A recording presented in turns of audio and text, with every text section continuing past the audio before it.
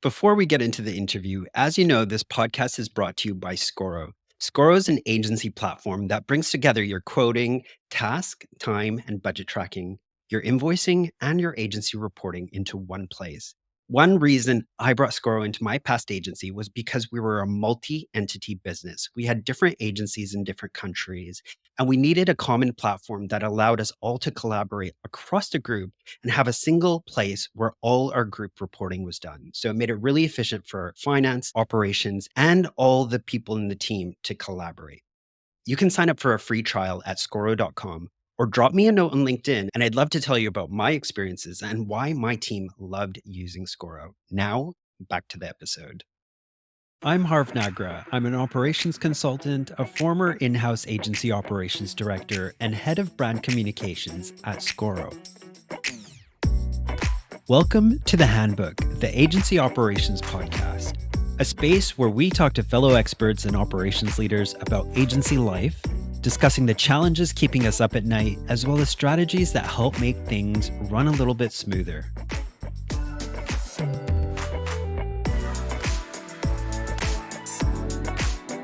Hey all, welcome back to the podcast. Operations means different things to different people. For those of us in the field, no two job descriptions or days look the same. I'm certain that's the case for all the ops leaders listening to this. Early on, when things are in those chaotic stages, operations often has to be tactical, building structure, creating consistency, and moving away from the reactivity and the make it up as you go approach we've spoke about previously.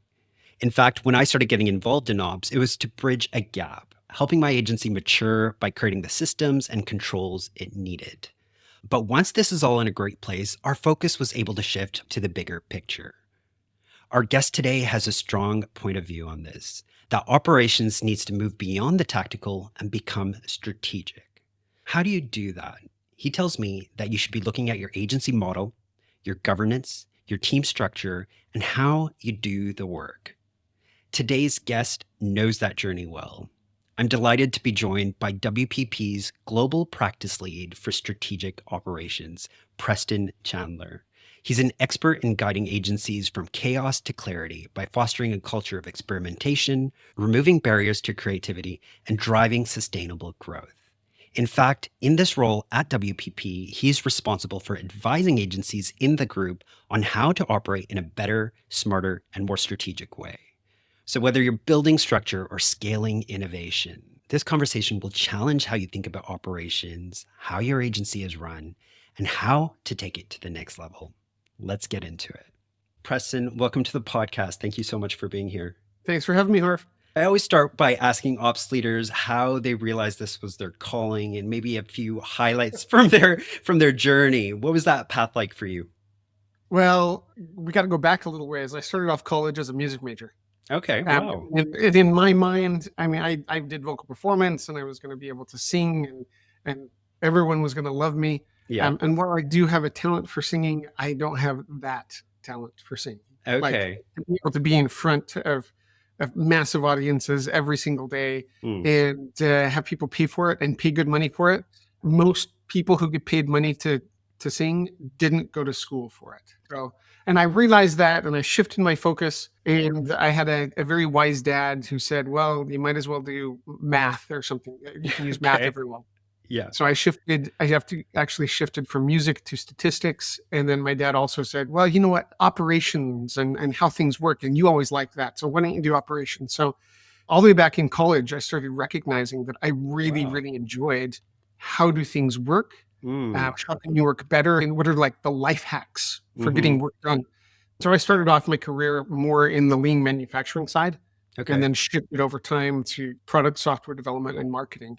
And I have to say, I love the thought worker space. I love just any work that people have to work together to get it done.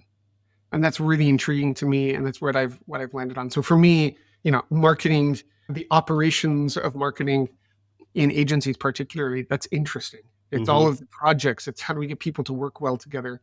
Yeah. And so again, I learned early on that something in this space was what I loved. And about a decade ago, I shifted from, actually more than a decade, I'm getting older. I shifted from the manufacturing side of it over to the marketing side of it, and I haven't really looked back. So, Wow.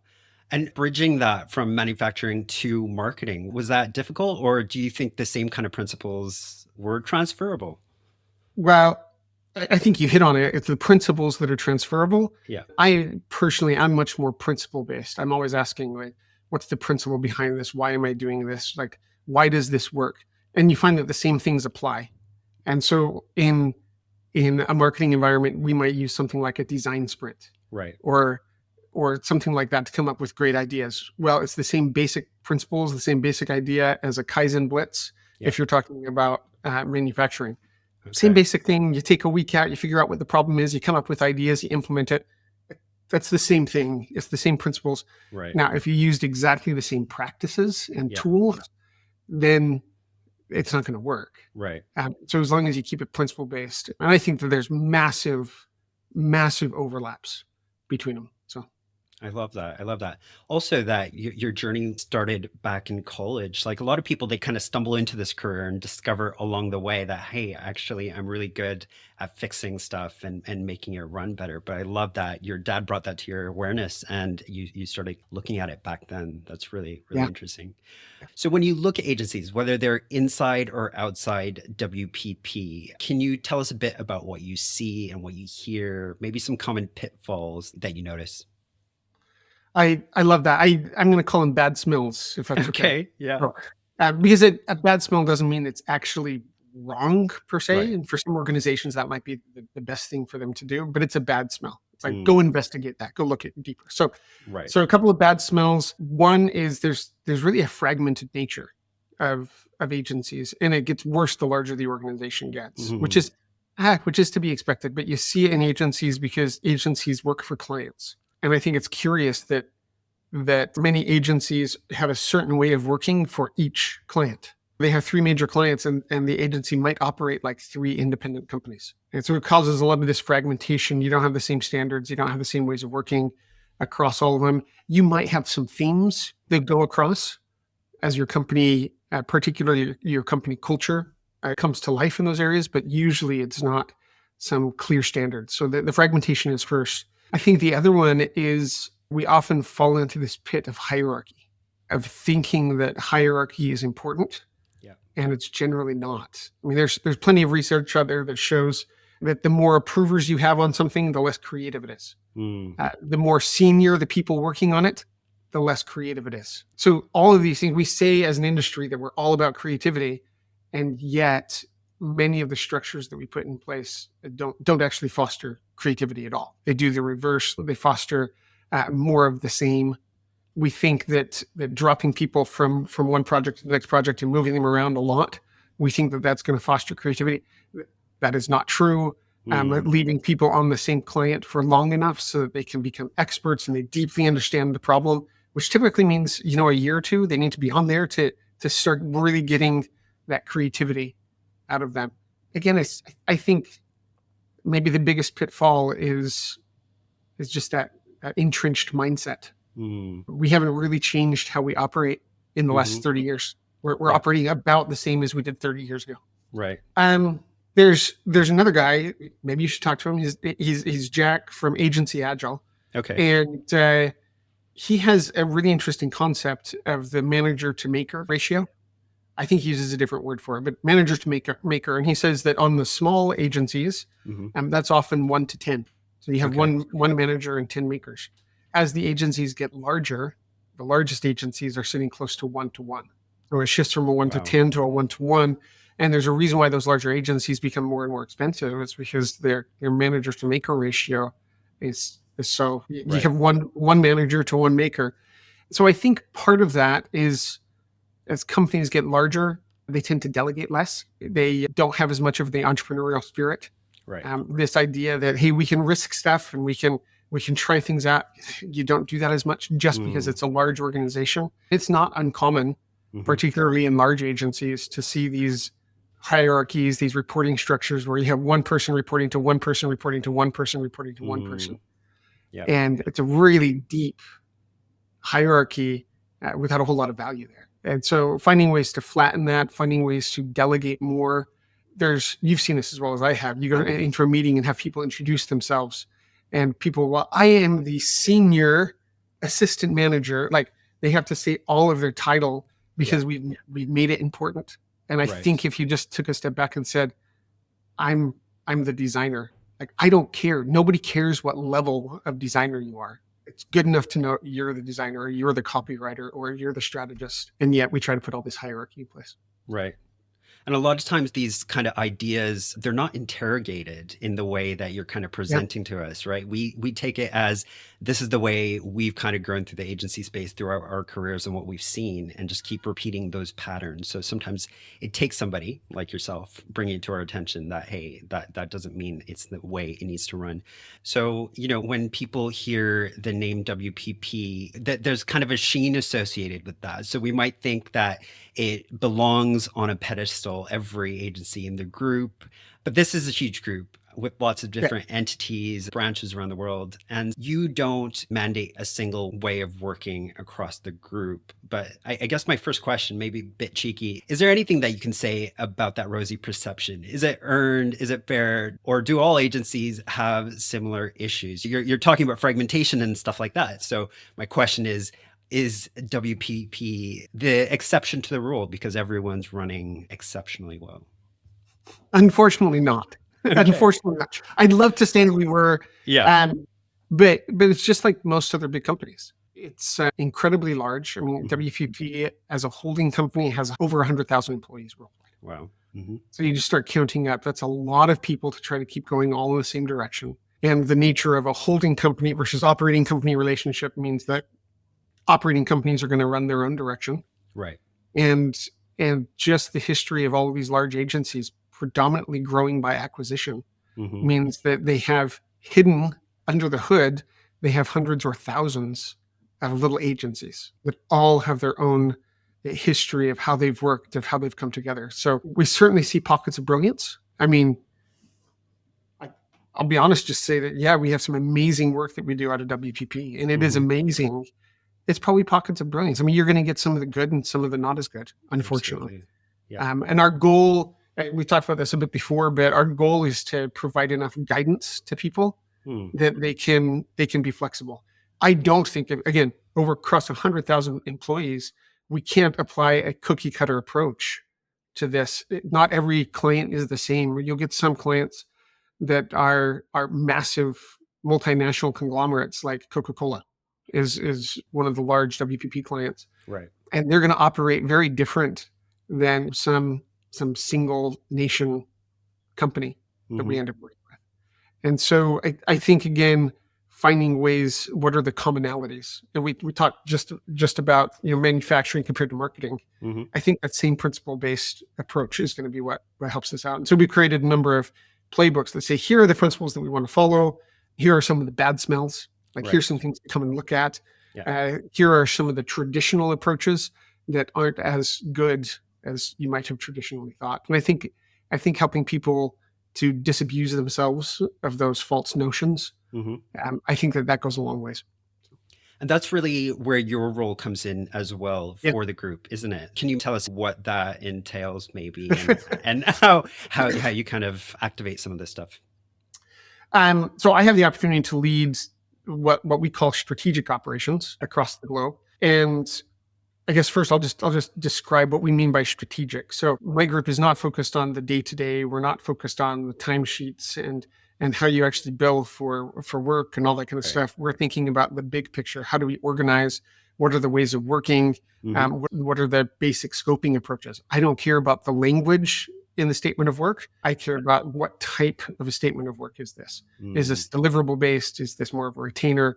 That's the things that we end up caring about. And honestly, that's where the big lever is. There's a lot of little levers that people pull all the time on their clients, but the big levers are, how did we scope it? What is our fundamental way of working here?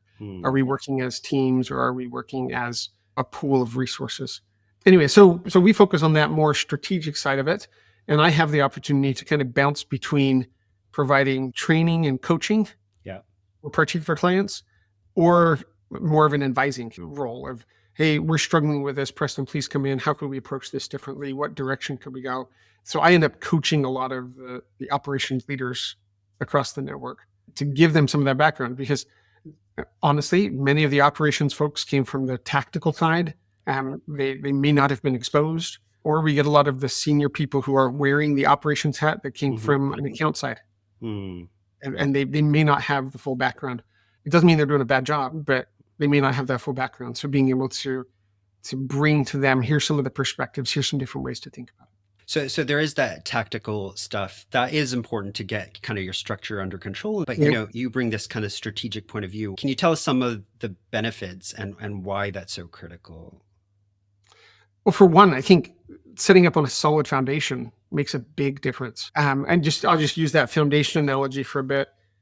If you want to build a 20,000 square foot house and you have 1,000 square foot foundation, it's not going to work.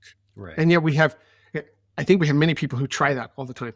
Like they have this small foundation and they're trying to build something massive from it. And we just need to make sure that we have the correct or appropriate foundation. That's what you want to achieve. Okay, here's the fundamental building blocks that we have to put in place to make that happen. Which could be things, again, like what is your scoping approach? How are we going to scope this? Does that actually fit with this client for what you're trying to do? So you've developed some playbooks or points of view. We're going to go through that. But, you know, if I understand correctly, this isn't about identifying the right model. There is no right model, but it's kind of helping someone figure out the kind of agency they want to be. And you might think that's obvious, but why is that so important for somebody to think about?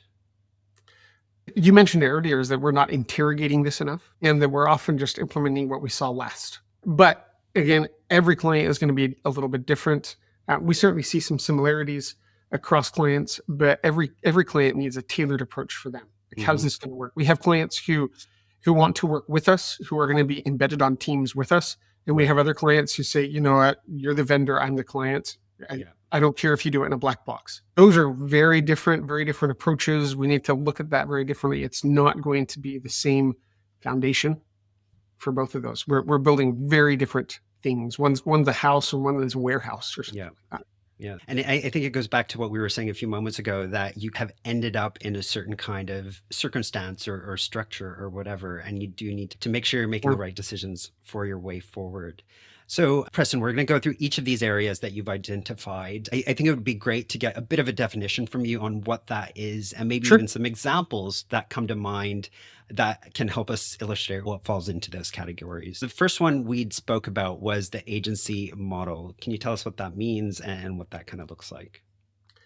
This is particularly important for the larger agencies. So if you're a single agency and you're not necessarily working with other agencies to help out the client, then this answer is pretty much already made for you. So you have one agency. But when we're working from a holding company perspective, we need to understand, how are we organizing the agencies here? Do we have one lead agency who's fully responsible and they bring in some other people? Do we have a collection of agencies that all have to work together and there's not one boss and they have to kind of manage this by committee and just get along? We also have some where no one agency owns it. And it's kind of on demand. We're just going to pick some people from different agencies, or we're going to assign a project to that agency, And then the last one would be much more of a bespoke model, where we essentially create an agency for that client. Right. It was like this agency is going to operate just for you, which we might do for someone like Ford or Coca-Cola, and say, yep, you have your own agency. They're going to operate pretty independently just for you. That makes sense. The point here is there's no right model. It's just to have a sense check about how you're structured and how you want to operate. Well, yes and no. Okay. There are models that tend to work better. Tell me about that. So it's hard to say the right, but I just described like this ad hoc model that we're just going to pick and choose. Not a very efficient model. Can you make it work? Certainly. It's not very efficient. There's not a whole lot of cohesion. You don't have this tribal knowledge built up over time that people learn how to work with a certain way. So can you be successful? Certainly. We see agencies be successful that route. Would you be more successful going a different route? Yeah. If you're looking at more of a federated model where you have multiple different agencies, that can work, but management by committee is tough. And it's hard to have a single vision of where you're going. And so what we often find is just more silos. Okay. So at least the people are dedicated to the work long term, but there's more silos. The lead agency can work really well if the work is predominantly with one agency and you have very little need for other agencies. But as soon as you start needing other agencies more, this disparity in power doesn't tend to work very well. Having one agency is like, no, I set all the rules and you will do what I tell you. That doesn't work very well. I've seen that as well. There's a bit of competition and clashing opinions, and this kind of ego thing comes into play, doesn't it? Exactly. So Yeah. for WPP, Yeah. with large clients, it generally makes more sense to have a bespoke model where Okay. it creates a somewhat standalone agency for them. Mhm. Say, hey, we're going to have that operate independently on your behalf. That generally works the best. It doesn't mean that there is one right model, Mhm. but it's pretty clear that with all the other benefits from it, a bespoke model is generally going to be better. Question. Some of our audience, or maybe even a large proportion of the audience, might only be in that single agency model. Is there anything that you can highlight in that structure that would be things to look out for? Yeah, even in the single agency model, you can still suffer from seeing things like silos.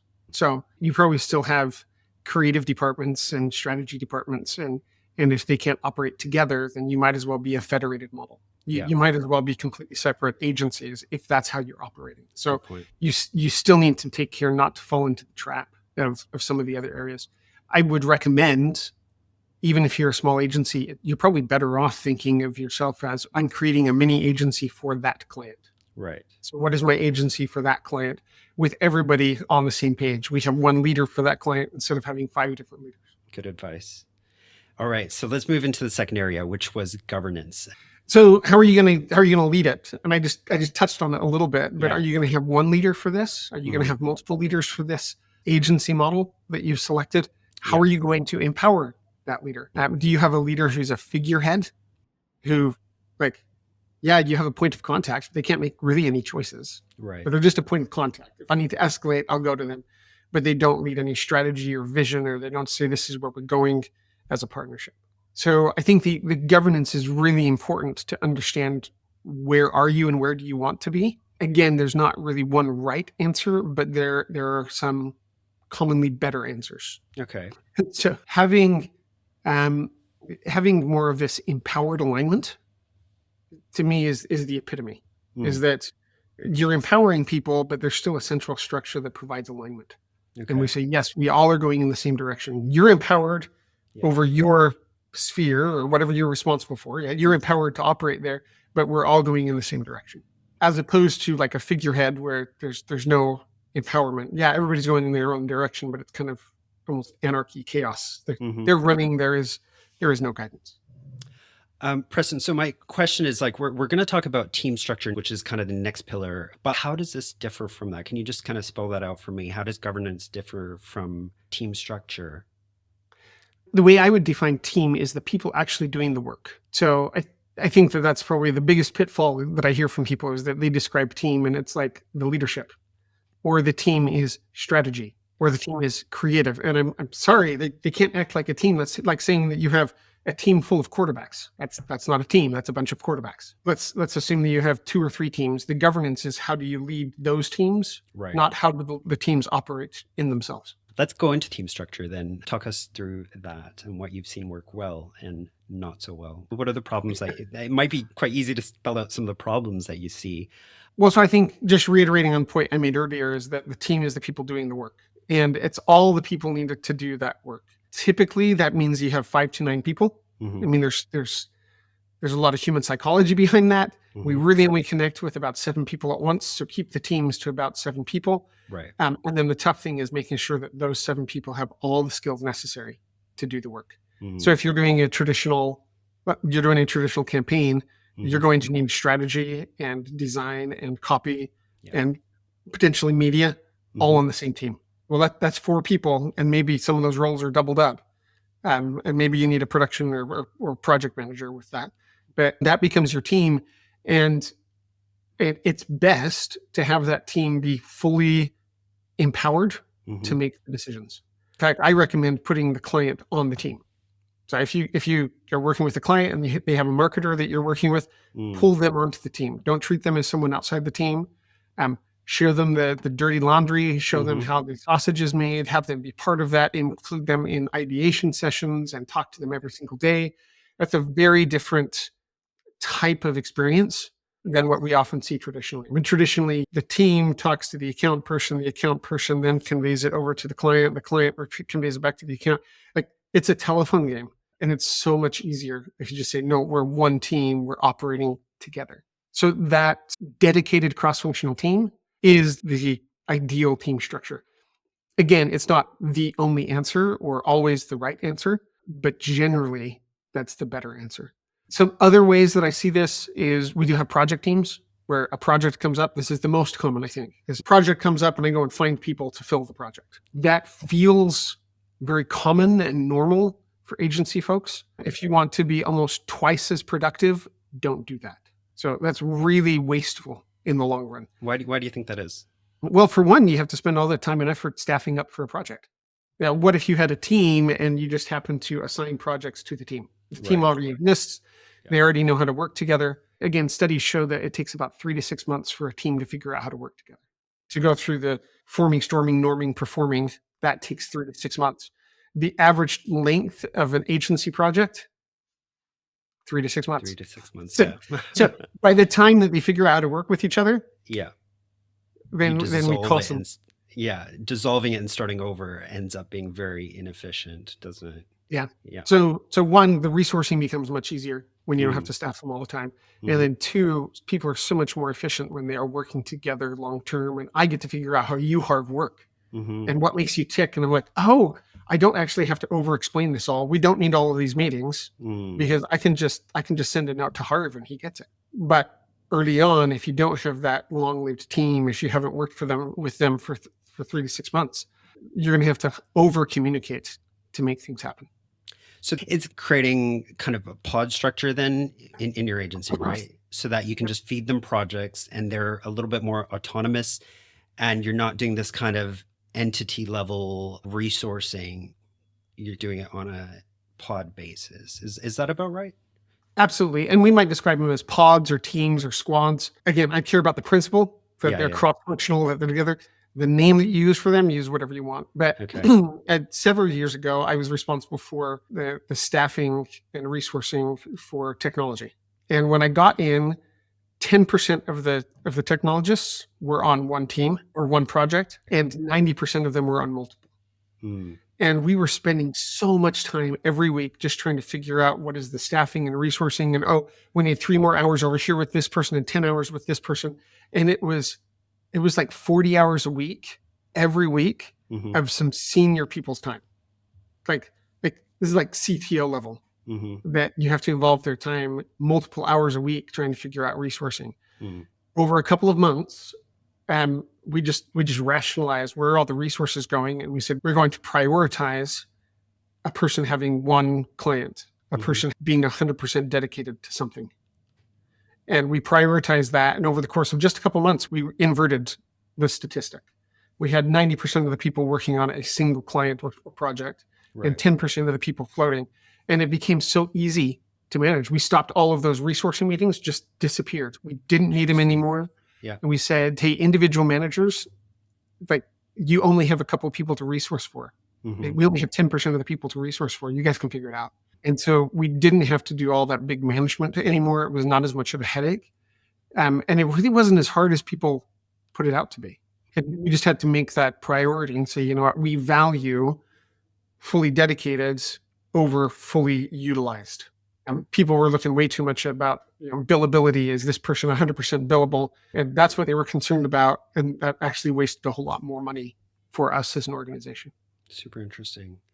In terms of kind of who heads up these kind of pods, is there any good answers there? Is it a creative director or creative lead or an account lead? Any kind of advice there? Commonly, again, there's not one right answer, but commonly we see this be either account or project management. That's the most common. It doesn't have to be. One of my favorite pods ever. The junior creative was the lead. It was fantastic. We went through training. And in training, we played a game, and it really started to show what is the mindset that people have. And this one guy, his mindset was, he kept asking the group, let's go back to the basics. And what did we say we were going to do? How did we say we were going to operate? We should probably do that. Let's be wise about this. And he constantly said that. He was the junior person, but he was constantly, this is just how he thought. And we get towards the end of the training, and I mean, the team had account and project management, and I went to them and said, hey, look at this guy. His name's Scott, by the way. So I was like, look at Scott, see how he's behaving. That's exactly what we want from a team lead.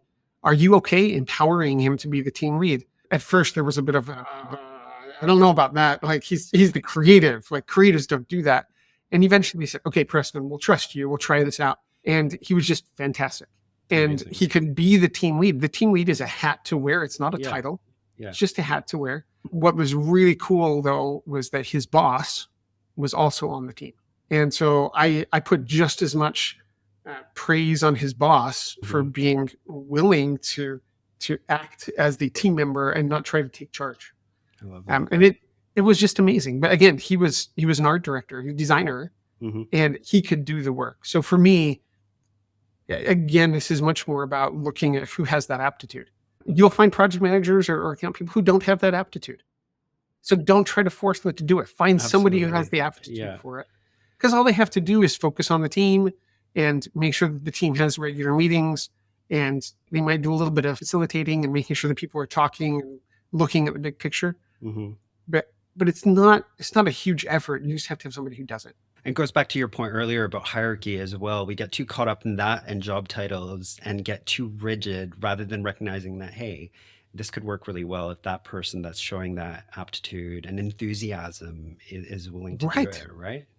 Right. And it honestly forces us to be so much more human-centered. Who is the human? What does this group of people need? If you create a team with 7 people, no 2 groups of 7 people are going to be the same. Absolutely. They're all going to be a bit different. And so you need to interrogate for this group what makes the most sense. I will say on a group of 10 or a group of 7, as the teams mature, I rarely see both a dedicated account and a dedicated project manager. Usually you end up getting one of them dedicated and the other is like floating across multiple teams. And I've seen both situations. I've seen where the project manager is dedicated and kind of runs the team, and the account person is floating. I've also seen where the account person is dedicated and runs the team, and the project manager is floating. I don't see those as being much better than each other. They're both just fine. But I think it's interesting that as teams improve and evolve, they shift toward this. It's about 1 to 7 manager to maker ratio. That tends to be about a good balance. Okay, excellent. So we're moving into the final area, which is how you do the work. I suppose the capabilities and the outputs that you're producing. So tell us about that, what to look for and pitfalls and all that kind of stuff. Yeah, we often talk about this as ways of working. What is the way that you get the work done? And I mean, my background comes from lean and agile and all this kind of stuff. And so I just assumed that you do either lean or agile. But as I started to put together some of these playbooks, and I said, you know what, I'm really going to go and look. I'm going to make sure that there's not other options out there. And guess what? There aren't other options. You can either do ad hoc, which means it's chaos. You just do whatever. Right. You can purposely do something that's more waterfall, meaning it's very, very stage gate, and I have to do all of this stage before I can move to the next stage. Or you can do lean, or you can do agile, and those are it. Everything else kind of falls under those umbrellas. And honestly, if you want to be effective, efficient, then you need to be agile and or lean. That's it. That's the only things you can do. If you are more production oriented, if you're in a situation where there's just lots of small things that you're working through, you should probably do more lean. And if you're in an area where you're doing lots of projects and it requires lots of cross-functional work and stuff, you should be more agile. And you know, there's different tools and practices that you can use from each area, but you would be better off going in one of those areas than sticking with the tried and true waterfall agency approach. Excellent. So let's say we have gone through this exercise to identify who we are in each of these areas and what feels or is going to be best for our organization. I mean, with that information in hand, where do you go from there? Like, what do you do with that? Then comes the hard part. of actually doing it. And so my work is usually split in two ways. One is just educating people on what are the options, what are the different levers that you can pull. Yeah. Oh, you want to be this type of an agency? Yeah, I think that'll fit you well. You want to have this type of ways of working? Yeah, okay. And then actually bringing it to life is hard. It's tough, and that requires change. And I think that we have done ourselves a disservice over the last 30 years from a change management perspective, because we've allowed people to start thinking that change management is about putting together a presentation deck. If I put a presentation deck together, if I do a couple of emails, if I have a town hall, I'm good to go. We've managed the change. That's not true. That's not how humans change.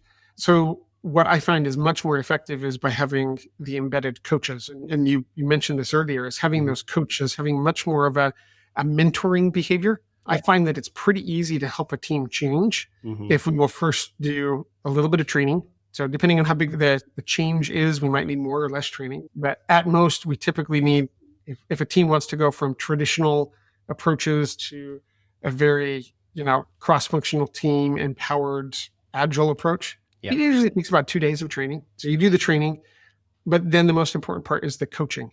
And so for the next several weeks, actually being with the team and saying, okay, you used to have status meetings. We're not doing that anymore. We're doing something different. We're going to have a stand-up meeting. And this is what a stand-up meeting is. This is how it's different from what you're used to.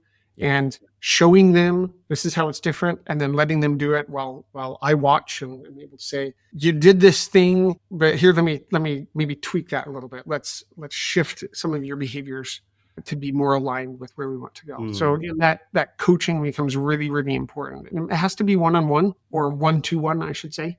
It can be one coach to the team, but it has to have that relationship. You can't make it work by putting it all on the presentation deck and handing it to somebody and saying go. Absolutely, and that's not very successful. And so we've done all this work to identify who we want to be, but we don't magically become that thing by just identifying it, right? So there's a whole lot of work that unpacks that you need to tackle systematically to make all of that realistic and embed it into your team and your ways of working. Yeah, and as much as possible, you need to, if you're doing the change management, like my role, it's not to define everything for the people, because if you do that, it's going to fail long term. They might adopt it for the moment, but as soon as some obstacle comes up, then they'll say, we're going to go back to the old way of working. So the better approach is to teach them the right principles. So here's all the principles, and then together, let's figure out how do we bring this to life, so that it becomes their solution. It's not Preston's solution anymore. In fact, I hate hearing that. I'm like, if I hear that, oh, this is Preston's process, I'm like, I failed. I failed. Let's go back to the drawing board. I failed. It needs to be their process. They need to own it. I should be able to come back to a team 6 months later and see the things that they've improved that I never taught them. Like, they should be empowered and coming up with ideas all on their own at that point. So people can go and find coaches and so on. What else can you do to figure some of this stuff out? I suppose you could go read a book or watch stuff on YouTube. Like, do you have any advice on other areas people can kind of learn and start embedding this stuff? Well, even if you don't want to, the best option is a coach. Okay. It's just the most efficient in your point of view. Just the most efficient, the best. Okay. Part of the problem with having the books, and there's plenty of books to read. Yeah. I mean, I've got a pile on my shelf back there that I've either yet to read or yet to figure out how to implement. The most effective is going to be a coach, particularly somebody who's seen a lot of different situations. And so they can tell you, oh, this is what I've seen in other teams. Because like I said multiple times today, it's not a cookie cutter approach. It's not the same approach for everybody. So you need a coach who's seen more of those things. And then, I do think there's plenty of opportunity. Just stay curious. Go research. Don't ask what somebody else has done. Don't fall into the pit of doing it just because you read it in a book. That's a bad approach. Learn from the book. Ask what principles are they using. And then the last recommendation I have is to hold retrospectives. So a retrospective is an agile term. It just means to reflect on behavior. So I recommend a team reflects every 2 weeks. It says, what's something we should do different? And with that reflection, with a little bit of that curiosity, you will find that 6 months, a year later, your team is very different. And you've actually owned all the change. And you're learning more through that than you ever could through books. So just make some changes, ask some people, try some stuff out. Absolutely. And I think that retrospective idea is so important because if you're not doing that, you're just continuing to run on the hamster wheel without fixing anything. And then a year goes by and nothing's actually changed. And you're just Right. identifying that the problems are getting bigger and bigger. So that's really good advice and really easy to implement as well, right? Because it's not this Totally. monumental exercise you're having to undertake. It's just constantly checking in and iterating, which is quite agile. Yeah. Um, And it can be like 15 minutes. Like this doesn't, not a formal meeting, just pause and say, as a team, what's one thing we can work on? What do we want yeah. to improve this week? Definitely good advice. So with all this work, we've gone through this exercise and we've identified all these kind of sub projects that we need to undertake. Somebody might say, well, how do I put my business as usual on hold to go through this amount of work? It sounds really overwhelming. I suppose the coach comes in handy because then they can nudge you along. But what would you say to somebody that's feeling a bit overwhelmed by that kind of daunting undertaking? Um, I often say don't boil the ocean. At the same time, though, the best way to approach change is to jump in feet first. Like just go in all the way. Just putting your toe in, trying to do a little bit at a time. That's more prone to failure. You don't reap the rewards nearly as fast, and it's easy to back out and be like, I don't really want to. If you're already jumped in, you're done. So if you want to make the change, my recommendation is to just bite the bullet. Take a couple of days. Yeah, And this doesn't need to be months. You can do amazing stuff in just a couple of days. that's fair. Take a Yeah. couple of days with your team, do a little bit of training, coaching. Say, we have the old world from before this, and we have the new world after this. What are we going to do in the new world? Let's change as many processes as possible. Let's make sure they're all aligned, and then let's move forward. And then, yeah, you might lose a couple of days. In my experience, you gain that back within weeks. You invested 2 days. Within a couple of weeks, you will have gained that back. Pretty much every team that I've ever coached in the marketing space for ways of working, agile, cross-functional team, all that kind of stuff, they all of them have become at least 2 times as productive. So they're doing twice as much work with the same number of people. It pays itself back fast. Mm, So look at it as an investment. Don't look at it yeah. as like I have to take time off. No, this is an investment. You're sharpening the axe so that you can cut more trees. What I loved about what you said is a nice reminder that this doesn't mean it's 3 or 6 months of full-time focus. This is a couple of days of you clearing your schedule to do some meaningful thinking and planning, right? Yeah, yeah. One thing I like to say is, when's the best time to plant a tree? Well, it was 20 years ago. The second best time to plant a tree is today. Just go and Hmm. do it. Don't keep putting it off. I get a lot of Yeah. people who say, "Well, Preston, it's not the best time at the moment. Let's put that off for a couple of months." And business as Hmm. usual is rough. Business as usual is always going to be rough. Like Yeah. there's always going to be excuses.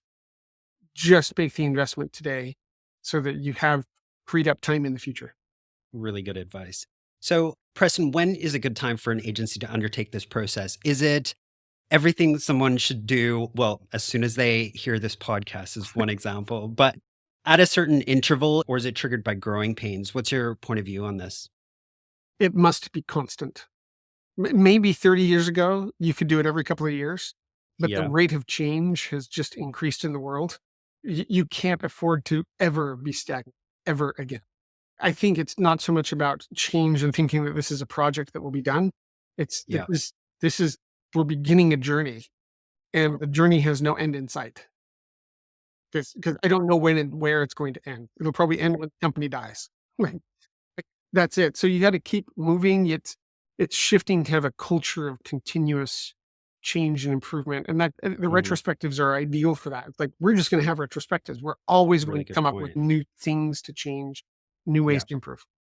That's really interesting. I wasn't expecting you to say continuously, but it makes so much sense now that I think about it. So we're coming to the end of our chat. I just wondered if you have any predictions for where you think the agency space is going to go, which is a nice kind of extension of the last question. Well, I think probably on top of most people's minds is AI, Yeah. and I think that AI will be a massive disruptor for Hmm. good and for bad. There's going to be some agencies that adapt and adopt and Hmm. move forward. And there's going to be some agencies that just can't figure it out. I think that we will start seeing a bunch of smaller agencies who figure it out all of a sudden explode. Like they're Mm. going to grow rapidly because they figure out that they can grow faster with Hmm. AI.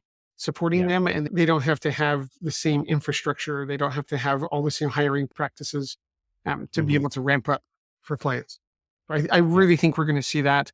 We're probably going to see the big players continue on this steady adoption curve of adopting more and more AI. They can't move as Hmm. fast as some of the Hmm. small players, but some of the small players just don't have the resources needed. So it'll be an interesting game to see Hmm. played out, to see how people move and change. But it will absolutely bring change. I believe that if we do it well, or the agencies that do it well are going to be more and more agile. They're going to realize that AI, for instance, allows them to move much quickly. It allows them to reduce silos and to bring people together. And the agencies that figure that out, the agencies that are like, yep, we're going to have a cross-functional team. We're not going to Yeah. worry about projects. We're just going to have the team, and the team is going to work on the projects. Those are the agencies that are going to they're going to spring forward. So Love that. Thank you for that. So, Preston, the kind of coaching and advising you do internally, is that also something that you support other organizations with? yeah, yeah. It is. My partner and I have a consulting firm on the side, Oh, and we cool. do coaching for other organizations. There's some conflict of interest, so sometimes I can't directly coach you, and my partner does because there's a conflict Hmm. of interest. But in general, yeah, happy to help and coach. My partner and I love running workshops. We love helping Amazing. organizations figure out what direction they're going and doing coaching and training. That's that's what we're here for. So. Excellent. So, where can people go find out more information about you and your business then? You can look me up on LinkedIn. So Preston Yeah. Chandler on LinkedIn. You can also Okay. check us out on centered.work, Okay. www.centered.work. And we are just launching our second book. So if you want the Amazing. first book, Yeah. you can find that. It's called The Agile Code. Yes. Shameless plug. That's the Agile Excellent. Okay. Code. Yeah. Our second book that just barely launched on Amazon like last Friday is Breakthrough Innovation.